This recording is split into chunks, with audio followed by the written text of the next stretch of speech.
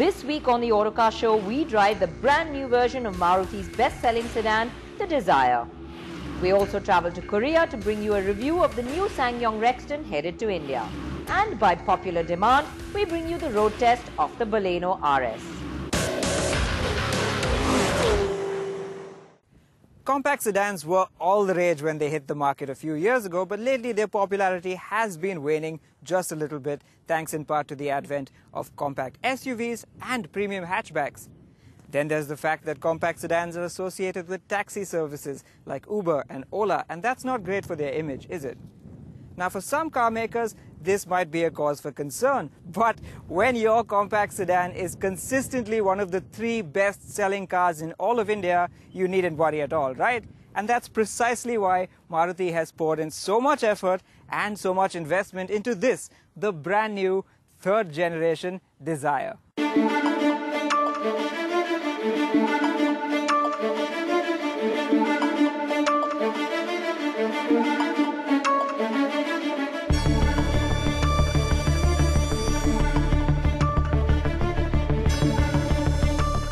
Being one of the first sub-4 meter sedans, the previous Dzire had some teething problems, a major one being the design.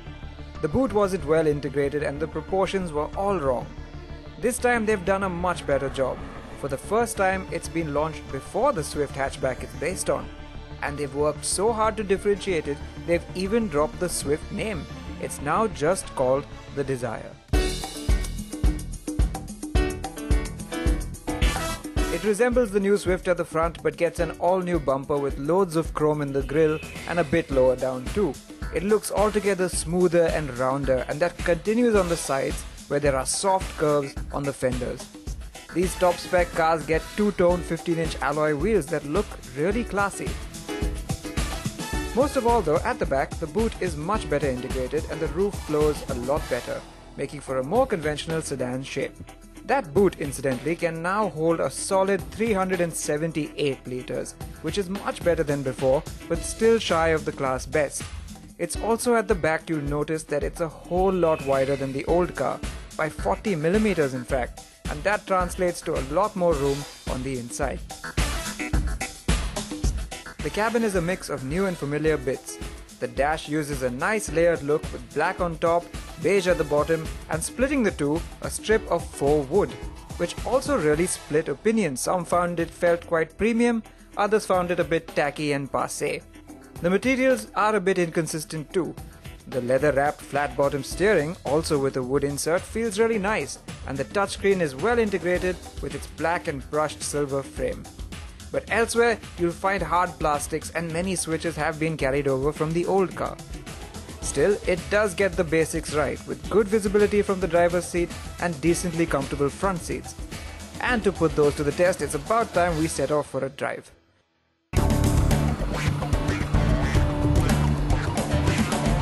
The Dzire gets the same petrol and diesel engines as before, and both can be had with a manual or an AMT automatic.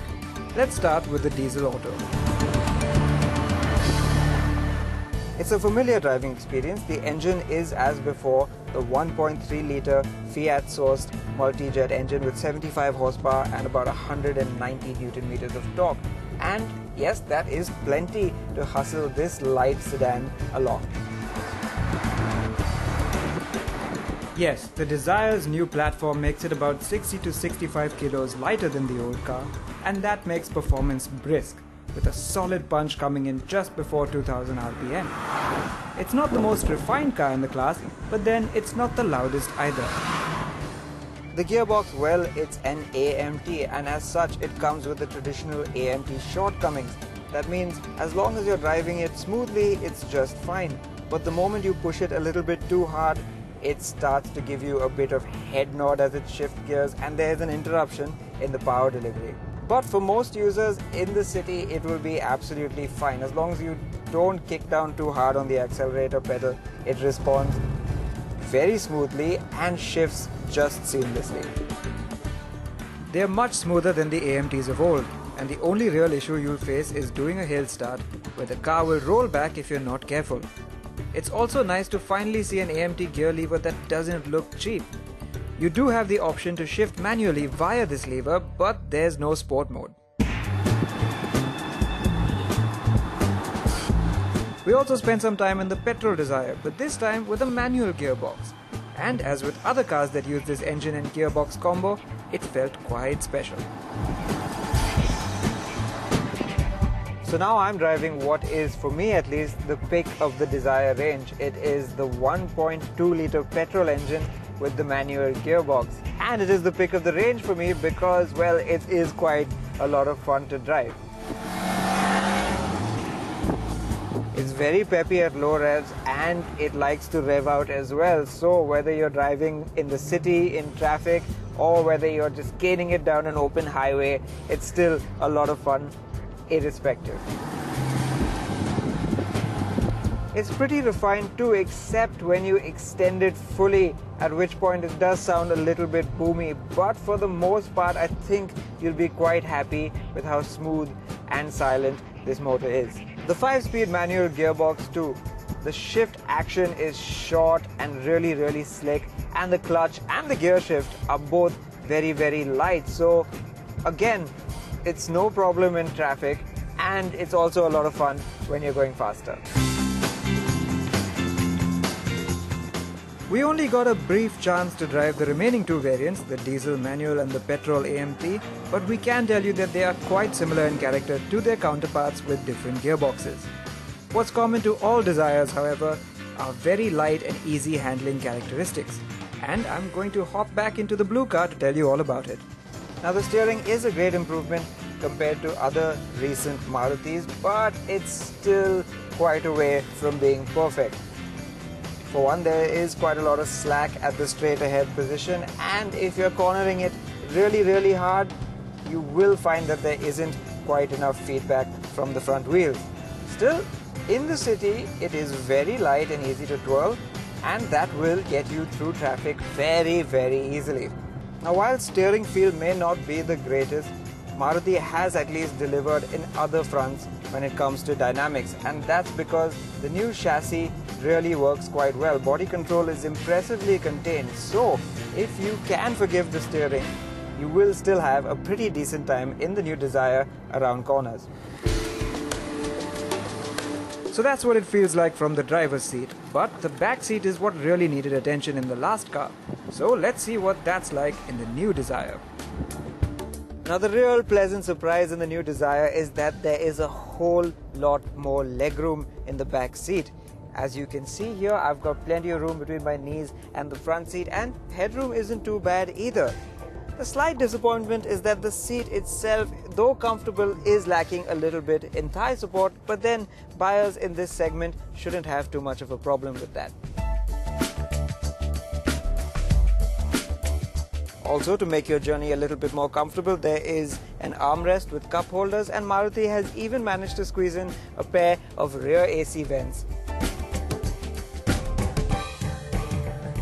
Now, ride quality is really quite good in the new Dzire with its new chassis. Yes, you can feel a bit of underlying firmness, especially on a rough road like this where you do get tossed about just a little bit, but it's not too bad, and out of the highway, the firmness will stand you in good stead because body movements are kept really nicely in check. As has become the norm with Maruti these days, equipment on top spec cars is really good. There are automatic projector headlamps with LED running lamps, auto climate control, a rear view camera and rear parking sensors.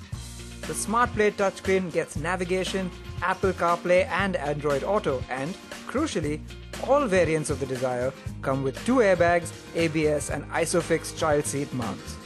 The flip side is that prices for the higher variants are now at the upper end of the segment. Now, the previous Dzire may have been hugely popular and successful, but objectively speaking, there's no doubt that it made quite a few compromises in order to meet that sub 4 meter length restriction. I'm happy to report that this new car makes far fewer compromises in that respect. For one, it looks a whole lot better and like a proper sedan this time around. There's a lot more space on the inside, and there's even a much bigger boot. Then, of course, as with all new cars, it's more premium on the inside, there's more equipment, it's nicer to drive, it's more efficient, and Maruti has paid a lot of attention to safety this time around. The downside might be that some higher variants of the Dzire are a little on the pricey side, but then the range is so wide that there really is a Dzire for just about everyone. So, brief as this drive may have been, what I can tell you is that this car is improved in every single way over its predecessor, and as such, Maruti once again has an absolute cracker on its hands. This is the all-new SsangYong Rexton that was unveiled last March at the Seoul Motor Show. Now, SsangYong has seen a resurgence of late. The underdog Korean brand is riding on a wave of success on the back of the popular Tivoli. And now, SsangYong is betting big on its flagship SUV. I'm here at the SsangYong test track in Pyeongtaek to see if the Rexton 2 has the potential to be a winner.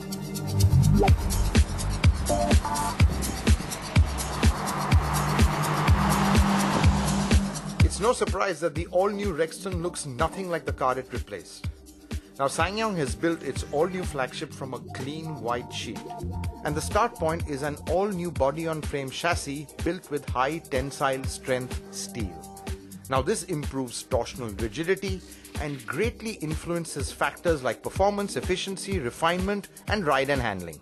There are some interesting details up front, like the chrome bar that runs the length of the grille at the top and then jinks nicely down into the headlights.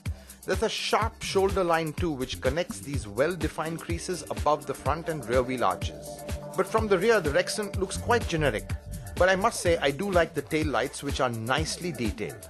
However, the sheer size of the Rexton will ensure that it stands out in any parking lot. With its 1.8 meter height, this massive 4.8 meter long SUV will tower over most cars, but with an understated air of authority. Now, the interior design too is neat, simple, something like a textbook job rather than something that's really inspired. You've got a dashboard that's made up of several horizontal elements, and this accentuates the width of the cabin.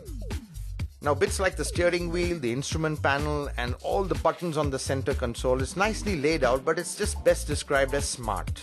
Now, what I really like is this massive 9.2-inch high-definition screen, which is the largest in class, and bundled in are Apple CarPlay and Android Auto.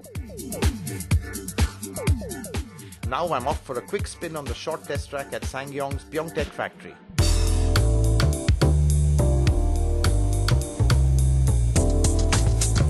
Now, the new Rexton, it comes with a 2.2 turbo diesel, which is mated to the 7-speed automatic sourced from Mercedes. First impressions are that it's a really refined engine. In fact, overall noise levels in the cabin are really low, and that really speaks a lot of the overall refinement of the car. But what's missing is really a bit of punch. You don't get that kick in the mid-range you expect in a brawny SUV, and I think that could be a bit of a handicap. This isn't a particularly free-revving engine either, and it gets pretty vocal and strained beyond 4,000 RPM. Now, sadly, that impressive power and torque figures on paper don't stack up as well on the road, and I suspect that the Rexton will struggle to keep up with rivals in a race. Now, there are just 2 corners at SsangYong's Pyeongtaek factory over here on the test track, and very limited really, but just pushing the Rexton around these corners, initial impressions is that body roll is quite a bit. This car is pretty softly sprung. It does tend to wallow through corners, but the steering, that's really light, and overall the controls are very, very light, so this car is quite easy to drive. It's just that it doesn't like being hustled. The Rexton cruises quite well though, and the 7-speed auto has been trained to select the highest possible ratio, which is good for efficiency too. It's just that power doesn't flow as effortlessly as you expect.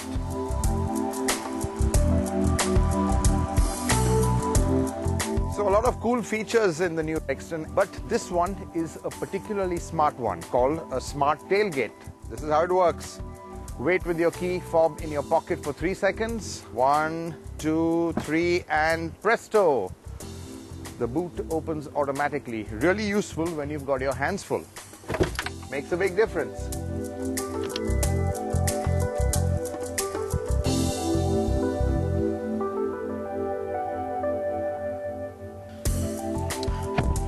It's quite a climb into the back seat. something you expect from a body-on-frame chassis because the floor sits so high up. But once I'm in this cabin, I have to say that the Rexton really scores on space and comfort. Loads of legroom. This really is a very spacious cabin. Now, I'm in the 5-seater version. There is a 7-seater version available, but not in this configuration. But right here in the middle row, the under-thigh support, just the feeling of plushness is very, very high.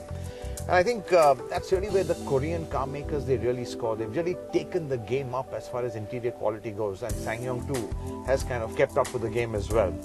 Lots of features in here. In fact, some first-in-class features. If this car were to come in India, you've got this 360-degree camera, you've got cooled seats, lovely Napa leather, and a 10-speaker Infinity system. So really this car is very feature-packed, but it remains to be seen what features will finally make its way to India. There's ample headroom, there's lots of legroom in both rows, and the good thing is that the rear seat sits quite high off the floor. Now that translates into a really comfortable seating posture. Well, the old Rexton couldn't quite cut it in our market and quietly disappeared. Now this one is a big leap forward in every way. Okay, it still looks a bit old school and lacks a bit of wow factor from the outside. But like most body-on-frame SUVs, it's got a certain functional, tough-as-nails appeal. It doesn't drive too great, the engine really doesn't have punch and it rolls a bit, but then the interiors are fantastic with genuine quality bits. Now, can it take the fight to the Fortuner? To be honest, it depends on the price. The aim is to price around 4 lakhs cheaper to tempt people who are not so interested in the badge but value for money. And if that price can be achieved, looking at all the equipment on offer, this could be one hell of a value for money premium SUV. Our last encounter with the Baleno RS was on the Budh International Circuit. Now, driving on the track and driving on the street are two different things. Now, a lot of you wanted to know how this car performs in real-world conditions, and that's just what we're going to do today. Before getting behind the wheel, let's quickly run through the changes. There's a new mesh front grille, body skirting all around, slightly different rear bumper, and a new rear spoiler. The 16-inch alloy wheels are carried over from the standard Baleno, although they are black now to give the car a sportier look. The interiors, on the other hand, are simply carried over from the standard car, without any changes. Owners shelling out a huge premium for this version surely would appreciate higher levels of differentiation compared to the regular car. So aesthetically, there's not too much that's different. But does the difference lie beneath the skin? Well, the RS is powered by a tiny 1-litre 3-cylinder turbocharged petrol motor, making 102 horsepower and 150 Nm of torque. Remember, compared to the international version, this engine has been detuned to match the fuel quality in India. Maruti has stiffened the structure of the RS even further, which has made the car a bit heavier. Still, it boasts of a light curb weight of merely 950 kilograms. Now let's see how it feels on the road.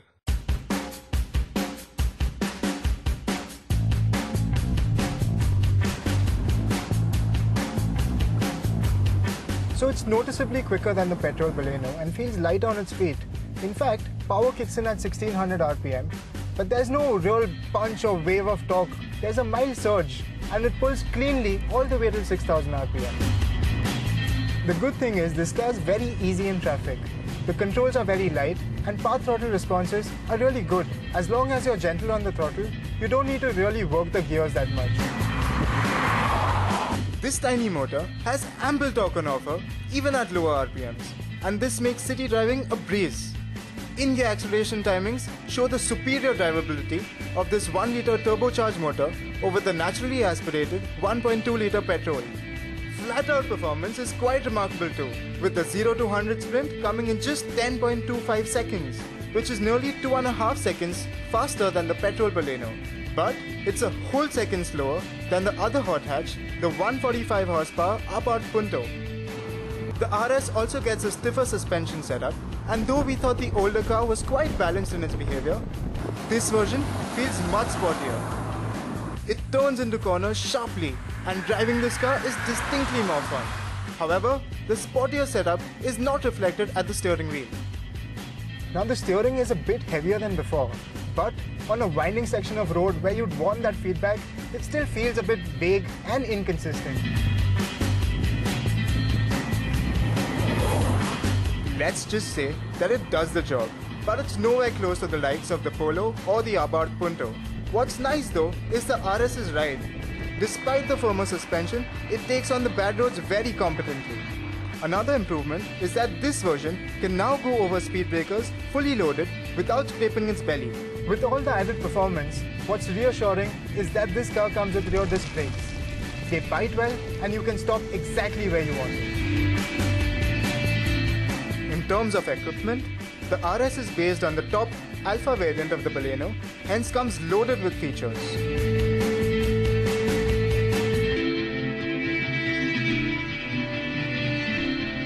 Now the Baleno petrol never lacked in terms of performance, but the RS takes things to a different level altogether.